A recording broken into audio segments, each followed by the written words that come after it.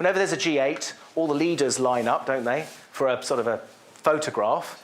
And you'll notice, because they have advisors who tell them to do this, they will stand there like this and try and smile.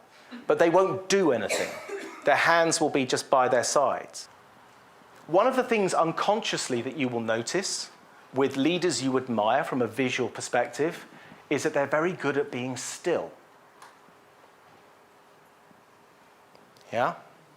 Now, you might not even know this consciously, but next time you watch a politician who's really in control of themselves, note their stillness. Someone who looks awkward will be sending messages. It's called non-verbal leakage.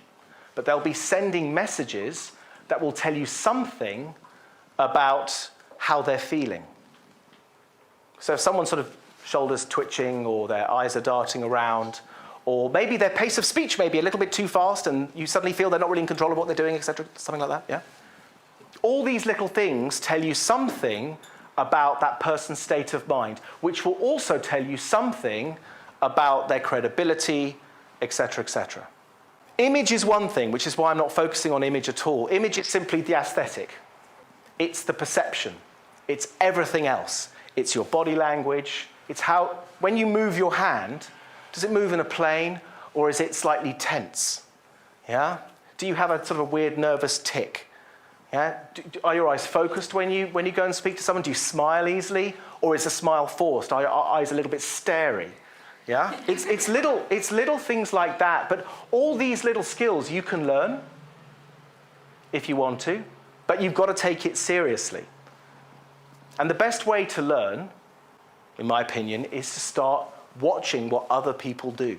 So regarding fluency, there are 3 areas to fluency, and this is regarding speaking in public. The first is ethos, which is your credibility. Do people trust you? Do they believe in you, etc.? So it's really important to be, for example, once Richard Nixon got done for Watergate, it was very difficult maybe when he said something to believe that he was telling the truth because his character had been damaged.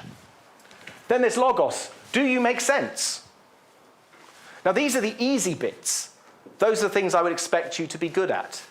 The difficult part, and this is where, again, so many politicians, and they're great to use as examples, by the way, because they're constantly being analysed. You don't see captains of industry talking in public that often. They tend to talk at closed shareholder meetings, etc. But the pathos, that's the key. Great politicians are just very good at emotionally connecting to their audience. You could get exactly the same speech in words and give it to Bill Clinton, and give exactly the same speech in words and give it to Gordon Brown, and I can tell you that the Clinton lot would have a great time. And the Gordon Brown lot may have a good time, but not as good a time.